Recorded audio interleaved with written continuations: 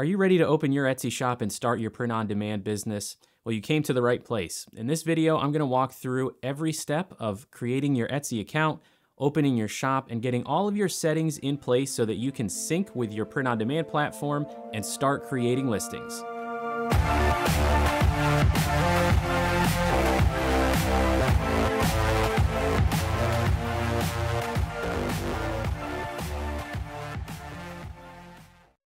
All right, for this tutorial, I'm not going to do my usual video on screen at the same time because I don't want to block or cover up anything that you might need to see here. The first thing you'll need to get started is an Etsy account. If you have one that you want to use for your Etsy shop already, then you're all set there. You just need to go to the Etsy Start Selling page, which I'll put a link to in the description, and then it'll ask you to log into your account, and you will continue with the same steps that we're going to see here in just a minute. If you don't have an Etsy account set up, or if you want to set up a new account with a new email address that you've created for your business, the best way to get started is to use the POD Insights Etsy shop referral link that is in the description. And that's because it'll take you to a page that looks just like this, and you will get 40 free listings. And that is worth $8 because Etsy charges 20 cents per listing for each item that you list for sale. So it's a great way to get started with 40 free listings. And hey, who doesn't like starting with something for free, right? But no worries if you don't use the link or if you already have an account. We're still going to go through all of the setup process that applies to you. I just recommend using that referral link to get those 40 free listings. Now, one thing I want to address really quickly before we hit this open a shop button and get started. If you haven't thought about the name for your shop or the strategy for your shop, I'd recommend thinking about that first, because part of the setup process is going to be adding the name for your shop and then setting up your shop's appearance, including the logo, the banner image for your shop's homepage, and all of that. So you want to make sure that you know exactly what you want to do first. Now, it's certainly okay to evolve your shop and make changes to the graphics and things like that over time, but it's a little bit easier if you already know your general strategy. And if you're not sure what you want your general strategy to be yet, I have an episode of the POD Insights podcast that is about this exact topic called Print-on-Demand Shop Strategies. I'll put a link to that in the description as well. On our podinsights.net website, you can either listen to the entire podcast or you can read the entire podcast on this page.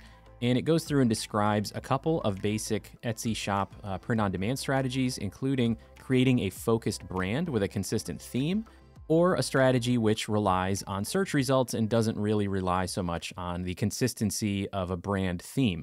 So I do recommend you take a look at this if you haven't thought through what you want your shop strategy to be before you create your account and start setting up your shop.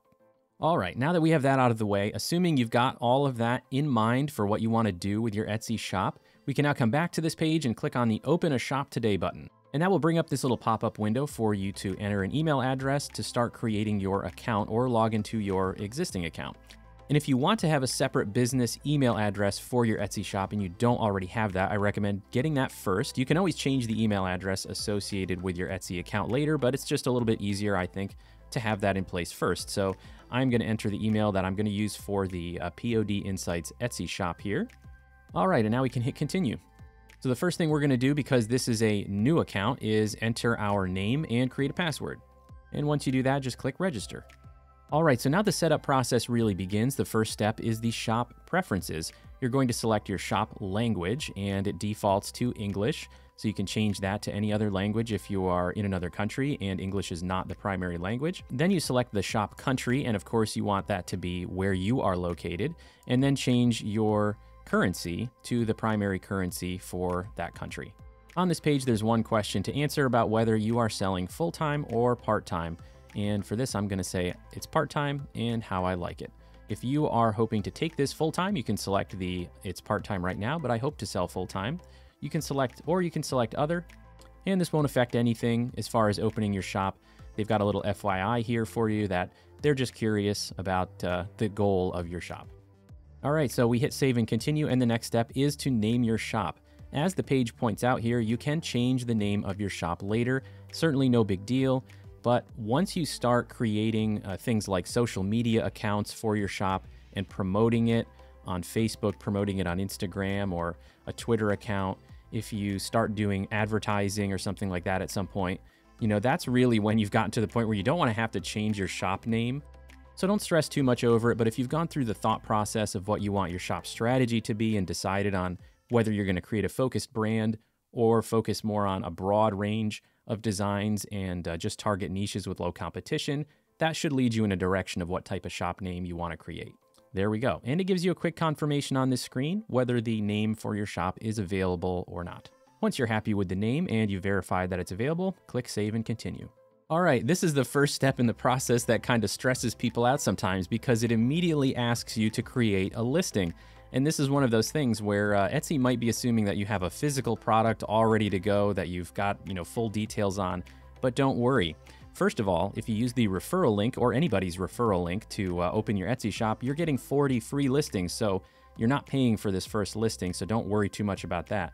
But second of all, you can always use this listing later just by changing it. So all we need to do is create sort of a dummy listing to get through this process, and then we can still use this listing for a valid product by updating the listing after the fact. So we'll need to upload at least one photo here for it to let us proceed. Now, if you already have created your account with your print-on-demand platform, so Printify, Printful, Gelato, whatever the platform is that you're going to use, you can go into their catalog or a draft listing that you may have already created and just download one of the photos from that and upload it. So for example, I'll just come over here to Printify, and this is even just a blank t-shirt in one of the mock-up photo views in their preview.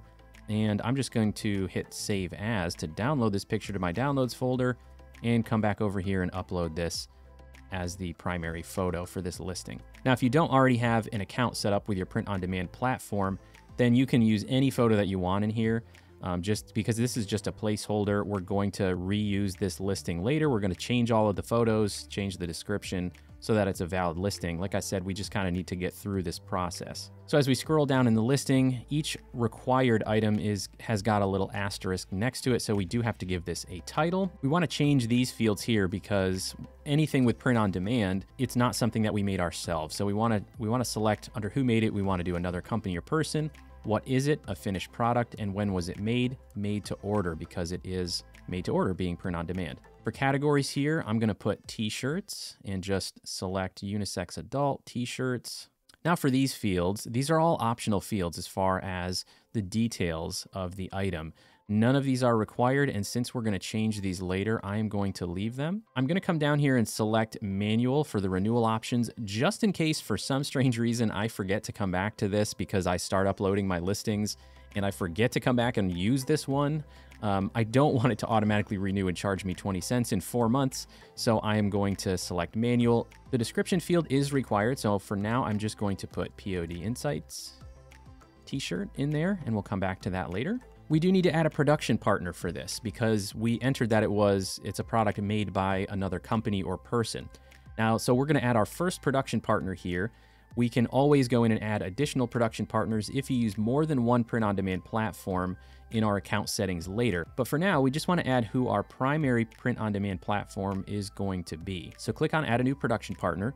We're going to give them a name. So for this one, I'm going to put Printify because I am intending to use Printify as my primary print-on-demand platform. All right, you also need to enter a location, specifically a city, state, country, for each production partner that you enter. And sometimes you might get a little hung up on this because you're thinking that this is going to be like what the customer thinks as far as where your products are coming from. But in fact, you really only need to put the headquarters location in here for the production partner because your shipping profile is going to be the thing that determines the ship from zip code for your orders. And that's really going to be how Etsy calculates estimated shipping times and things like that. I simply looked up Printify on LinkedIn and found that they have an address for headquarters in San Francisco, California. Now for the About Production Partner section, all you really need to do is say something pretty short and stick to what the suggestion box underneath there says to do. So all you need to do is put something in there short that says, what does Printify do for you, for your business, and keep it general. So I'm just going to say that Printify helps me connect with local suppliers and order fulfillment, and that's it. You don't need to go into any more detail than that. And the last section here is about your partnership. Now, this is only information being shared with Etsy. It's not public facing. So we have 3 questions here. Why are you working with this partner? And for this, you're going to say that you don't have the technical ability or equipment to make it by yourself. And that's true. You don't have the equipment to be making all of these print-on-demand products. So we'll select that. What is your role in the design process is a question about how are you coming up with the designs that are being put on your products. Now, I have generally always selected I design everything myself here. And then what is this partner's role in the production process? And for that one, we're going to select they do everything for me, because with this business model, we are not doing anything with the physical product. Your production partner handles everything. So now we can hit Save Partner, and then we have to check the little box off here. And now we're good to go with the production partner. Now, the other three options here are optional. You can add this listing to a section. I do recommend using sections for your shop. There's a few different ways to use them, but you don't have to create a section right now. You can add your first section using this link, but we don't need to do it because remember, we're not going to use this listing just yet. We're going to come back to it later and make some updates to it. So the same thing applies with tags and materials. You absolutely want to use this tags field, even though it's optional. You have 13 keyword tags that are limited to 20 characters apiece. And this is one of the two primary ways that your listing will be found in search results. So the title and the tags of your listings are the two primary things that Etsy will use with its search algorithm to determine which searches to show your listing in. But like I said, because I don't have a product ready to go for this listing yet, and we're just going to create this to get through the setup process, I'm gonna leave it for now, but I don't want to make it sound like this isn't important, because it's absolutely critical. Now for price, we're just going to put $19.99 in here for right now. Again, we'll come back to it later. Quantity, you can leave it as 1. We're gonna leave the SKU number blank. We're not going to add any variations just yet. That is something that becomes very relevant for different colors and size options, but we're not going to do it for right now. Personalization we will leave as off. Now for shipping, it is definitely important that you become familiar with shipping profiles, because shipping profiles are like a set of shipping settings, including where is the item coming from, what's the shipping method that you're using, what's your processing time before shipping, and then what is your shipping charge for various countries. And then you'll use that profile to apply it to multiple listings, and it's a great time saver. But for right now, again, we're not really going to be too concerned with this. So we're just going to fill out the required fields here. Shipping prices, this is going to be, the default is going to be based off of as if you were going to purchase a shipping label from Etsy directly. And that's okay for this draft listing that we're going to create. So we're only going to enter what's absolutely required here, because we are going to change this later when we come back to this listing to actually use it and apply a real shipping profile. So the easiest way to proceed is to change this first option to I'll enter fixed prices manually for shipping. You do have to enter a zip code here in the origin zip code field. You have to select a processing time, so we'll select 3 to 5 business days. Now you're going to have to select the shipping charge for different countries. So the default is that there is one price for your domestic country and then one price for everywhere else. So we are going to have to select a shipping service. I'm just going to select first class mail and we'll leave it as free. I'm going to select first class mail international and we'll leave it as free. And then we should be able to proceed now. All right, and it did let us proceed. So now we've got our first listing ready to go, and now it will actually let us proceed. So in the bottom right corner, what we want to do is select do this later, because we don't want to add any more listings right now.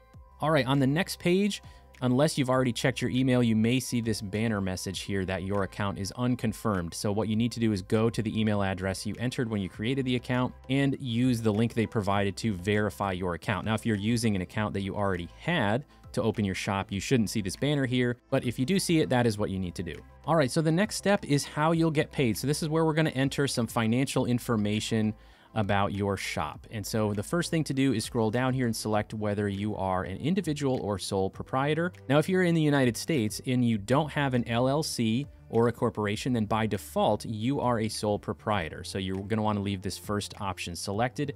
If you do already have an LLC or some other formal legal entity that you've formed for your business, then you can go ahead and select the second one. But I'm assuming most of us are going to be leaving it as individual or sole proprietor. Then if you scroll down, you're going to have to enter some personal information, including your name, your date of birth, as well as your taxpayer address. So once you enter all that personal information they need and then scroll down, you're going to get to the Getting Paid on Etsy section. And the first thing to do here is select where your bank is located. So you're going to pick the country, and that will expand another section for you to enter your bank details. Now, in the United States, the two choices are checking or savings. I'm not sure if there are other options in other countries, but like I said, in the US, you're going to have to enter either a checking or a savings account. All right, so once you enter that, you hit save and continue, and it will let you know your bank information has been saved. And then it will move you on to the next page to set up billing. Once you're making sales and you have revenue coming in, you'll have that balance in your Etsy seller account, and your listing fees and other fees, including offsite ad fees or Etsy ad fees, will be deducted from your Etsy balance. But they want you to have a credit card on file just in case you don't have enough in your balance to cover any of these expenses.